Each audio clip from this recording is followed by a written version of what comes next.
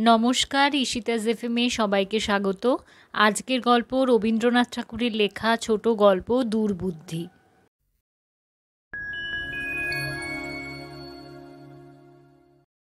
ভিটা ছাড়িতে হইল, কেমন করিয়া তাহা খোলসা করিয়া বলিব না, আভাস দিব মাত্র। আমি পাড়াগে নেটিভ ডাক্তার, পুলিশের থানার সম্মুখে আমার বাড়ি। যমরাজের সহিত আমার যে পরিমাণ আনুগত্য ছিল, দারোগা বাবুদের সহিত অপেক্ষা কম ছিল না।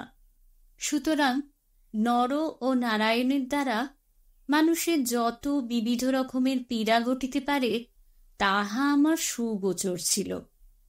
যেমন মণির দ্বারা বলয়ের এবং বলয়ের দ্বারা মণির শোভা বৃদ্ধি হয়, তেমনি আমার মধ্যস্থতায় দারোগার এবং দারোগার মধ্যস্থতায় আমার উত্তরোত্তর আর্থিক শ্রীবৃদ্ধি ঘটিতেছিল।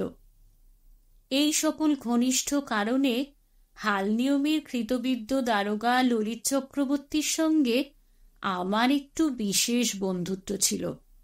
তাহার একটি অরক্ষণীয় আত্মীয়া কন্যার সহিত বিবাহের জন্য মাঝে মাঝে অনুরোধ করিয়া আমাকেও প্রায় তিনি অরক্ষণীয় করিয়া তুলিয়াছিলেন। কিন্তু শশী আমার একমাত্র কন্যা, মাতৃহীনা, তাহাকে বিমাতার হাতে সমর্পণ করিতে পারিলাম না। বর্ষে বর্ষে নূতন পঞ্জিকার মতে বিবাহের কত শুভলগ্নই ব্যর্থ হইল। আমারই চোখের সম্মুখে কত যোগ্য এবং অযোগ্য পাত্র চতুর্দোলায় চড়িল। আমি কেবল বরযাত্রীর দলে বাহির বাড়িতে মিষ্টান্ন খাইয়া নিঃশ্বাস ফেলিয়া বাড়ি ফিরিয়া আসিলাম। শশীর বয়স 12 হইয়া 13 পড়ে। কিছু সুবিধা মতো টাকা জোগাড় করিতে পারিলেই মেয়েটিকে একটি বিশিষ্ট বড় ঘরে বিবাহ দিতে পারিব, এমন আশা পাইয়াছি।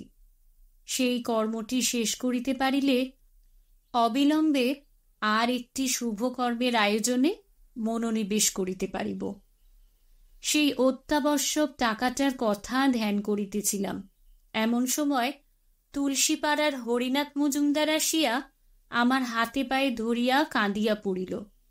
কথাটা এই, তাহার বিধবা কন্যা রাত্রে হঠাৎ মারা গিয়াছে। শত্রুপক্ষ গর্ভপাতের অপবাদ দিয়া দারোগার কাছে বেনামি পত্র লিখিয়াছে। এক্ষণে পুলিশ তাহার মৃতদেহ লইয়া টানাটানি করিতে উদ্যত। সদ্য কন্যাসখীর উপর এত বড় অপমানের আঘাত তাহার পক্ষে অসহ্য হইয়াছে। আমি ডাক্তারও বটে, দারোগার বন্ধুও বটে, কোনো মতে উদ্ধার করিতে হইবে। লক্ষ্মী যখন ইচ্ছা করেন তখন এমনি করিয়াই কখনো সদর, কখনো খিড়কি দরজা দিয়া অনাহুত আসিয়া উপস্থিত হন। আমি ঘাড় নাড়িয়া বলিলাম, ব্যাপারটা বড় গুরুতর।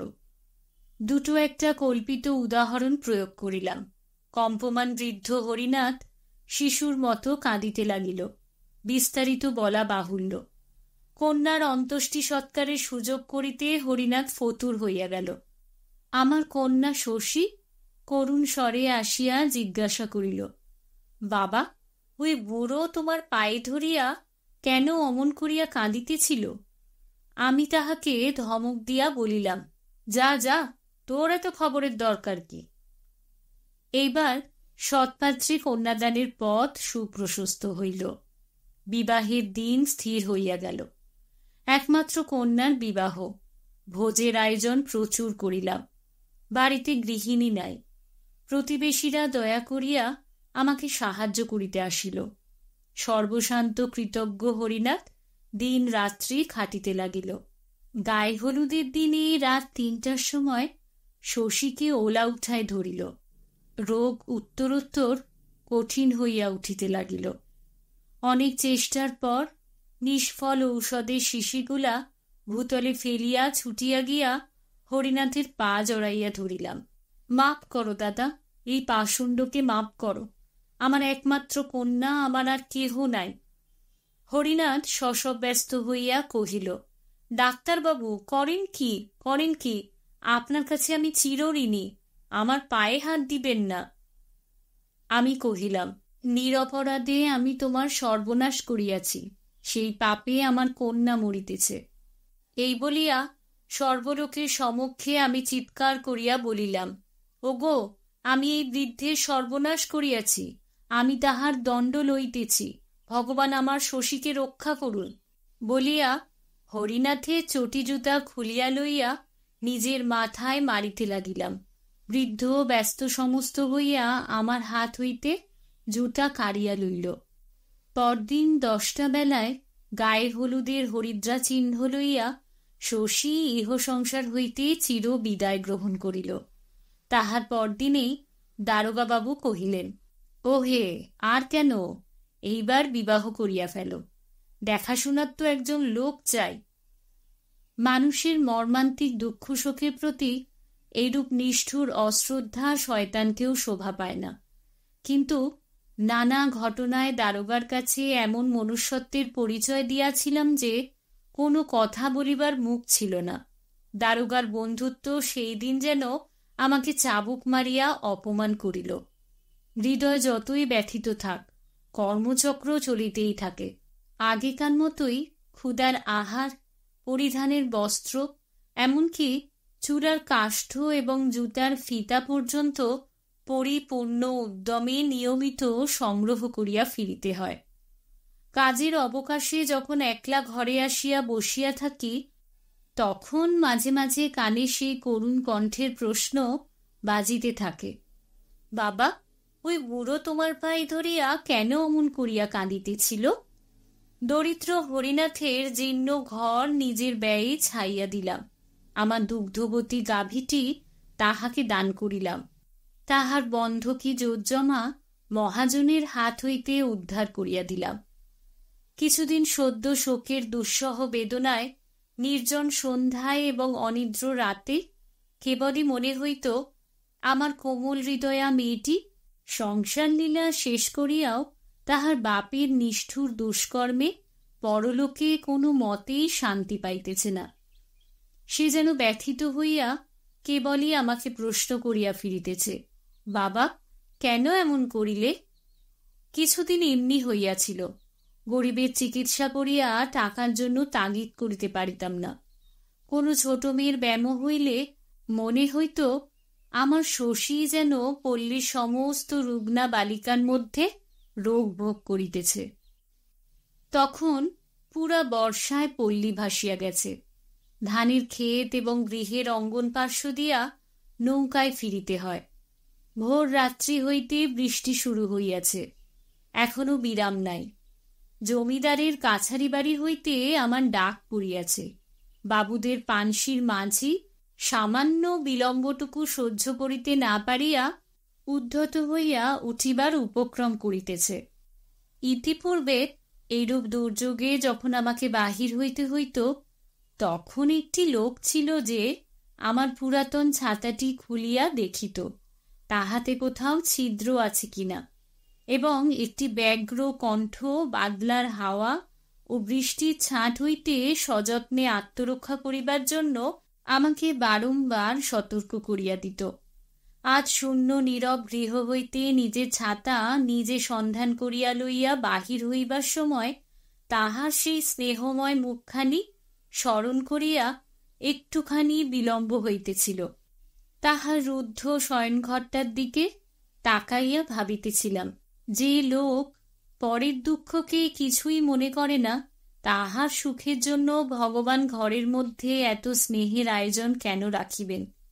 এই ভাবিতে ভাবিতে সেই শূন্য ঘরটার দরজার কাছে আসিয়া বুকের মধ্যে হু হু করিতে লাগিল। বাহিরে বড়লোকের ভৃত্যের তর্জনস্বর শুনিয়া তাড়াতাড়ি শোক সংবরণ করিয়া বাহির হইয়া পড়িলাম। নৌকায় উঠিবার সময় দেখি থানার ঘাটে ডোঙা বাঁধা। একজন চাষা কৌপিন পরিয়া বৃষ্টিতে ভিজিতেছে। আমি জিজ্ঞাসা করিলাম, কি রে? উত্তরে শুনিলাম, গত রাত্রে তাহার কন্যাকে সাপে কাটিয়াছে।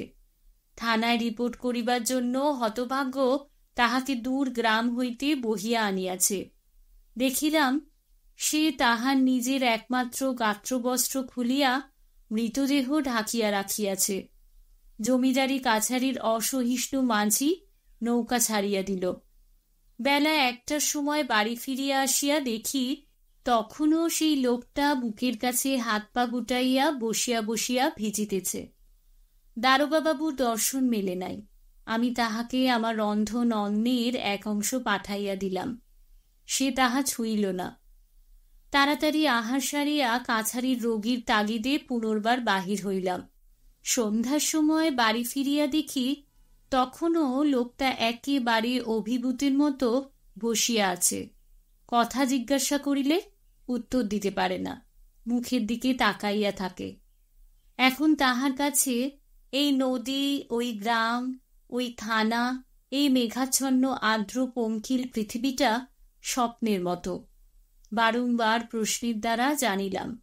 একবার একজন কনস্টেবল আসিয়া জিজ্ঞাসা করিয়াছিল ট্যাঁকে কিছু আছে কিনা। সে উত্তর করিয়াছিল সে নিতান্তই গরিব, তাহার কিছু নাই। কনস্টেবল বলিয়া গেছে, থাক বেটা, তবে এখন বসিয়া থাক। এমন দৃশ্য পূর্বেও অনেকবার দেখিয়াছি, কখনো কিছুই মনে হয় নাই। আজ কোনো মতেই সহ্য করিতে পারিলাম না। আমার শশীর করুণাগদগদ অব্যক্ত কণ্ঠ সমস্ত বাদলার আকাশ জুড়িয়া বাজিয়া উঠিল। ওই কন্যাহারা বাক্যহীন চাষার অপরিমেয় দুঃখ আমার বুকের পাঁজরগুলাতে যেন ঠেলিয়া উঠিতে লাগিল। দারোগাবাবু বেতের মোড়ায় বসিয়া আরামে গুড়গুড়ি টানিতেছিলেন। তাহার কন্যাদায়গ্রস্ত আত্মীয় মেশুটি আমার প্রতি লক্ষ্য করিয়াই সম্প্রতি দেশ হইতে আসিয়াছেন। তিনি বাদুরের উপর বসিয়া গল্প করিতেছিলেন। আমি একদমই ঝড়ের বেগে সেখানে উপস্থিত হইলাম। চিৎকার করিয়া বলিলাম, আপনারা মানুষ না পিশাচ? বলিয়া আমার সমস্ত দিনের উপার্জনের টাকা ঝনাত করিয়া তাহার সম্মুখে ফেলিয়া দিয়া কহিলাম, টাকা চান তো? এই নিন, যখন মরিবেন সঙ্গে লইয়া যাইবেন। এখন এই লোকটাকে ছুটি দিন, ও কন্যার সৎকার করিয়া আসুক। বহু উৎপীড়িতের অশ্রুসেচনে দারোগার সহিত ডাক্তারের যে প্রণয় বাড়িয়া উঠিয়াছিল তাহা এই ঝড়ে ভূমিসাৎ হইয়া গেল। অনতিকাল পরে দারোগার পায়ে ধরিয়াছি। তাহার মহদাশয়তার উল্লেখ করিয়া অনেক স্তুতি এবং নিজের বুদ্ধিভ্রংশ লইয়া অনেক আত্মধিক্কার প্রয়োগ করিয়াছি, কিন্তু শেষটা ভিটা ছাড়িতে হইল। রবীন্দ্রনাথ ঠাকুরের কলমে দুর্বুদ্ধি গল্পটা এখানেই শেষ হল।